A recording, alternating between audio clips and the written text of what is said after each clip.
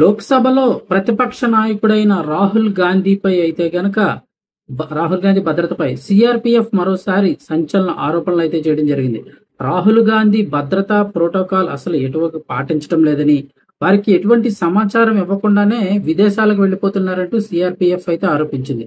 ఈ మేరకు CRPF VVIP security chief Sunil, Congress party జాతీయ అధ్యక్షుడు మల్లికార్జున ఖర్గేతో పాటు రాహుల్ గాంధీ కూడా తాజాగా లేఖ రాయడం జరిగింది. ముఖ్యంగా సిఆర్పిఎఫ్ ఎల్లో బుక్ లో పేర్కొన్నటువంటి ప్రోటోకాల్ అన్నింటినీ కూడా ఆయన ఉల్లంఘిస్తున్నారని ఆయన పేర్కొన్నారు.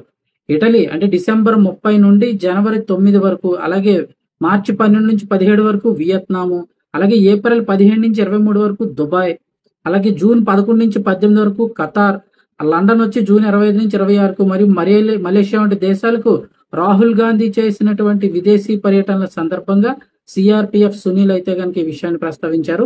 రాహుల్ గాంధీకి ప్రస్తుతం అడ్వాన్స్డ్ సెక్యూరిటీ లైజన్ తో జెడ్+ కేటగిరీ భద్రతను అయితే కల్పించడం జరుగుతుంది. జెడ్+ ఏఎస్ఎల్ భారీ ముప్పు పొంచి ఉన్న వ్యక్తులకు అందించే అత్యున్నత స్థాయి రక్షణల్లో అదొకటి. నేషనల్ సెక్యూరిటీ గార్డు కమాండర్లతో సహా 55 మంది, దాదాపుగా 55 మంది భద్రతా సిబ్బంది అయితే ఈ యొక్క జెడ్+ కేటగిరీలో ఉండడం జరుగుతుంది. కాగా రాహుల్ గాంధీకి భద్రతా కవరేజ్ గురించి సిఆర్పిఎఫ్ లేఖ రాయడం ఏదో మొదటిసారి కాదంటున్నారు. 2020 నుంచి 2022 వరకు రాహుల్ గాంధీ 113 సార్లు భద్రతా మార్గదర్శకాలను పాటించకుండానే ఉన్నారని, ఇక 2022లో ఈ విషయాన్ని అయితే ఆరోపించింది సిఆర్పిఎఫ్.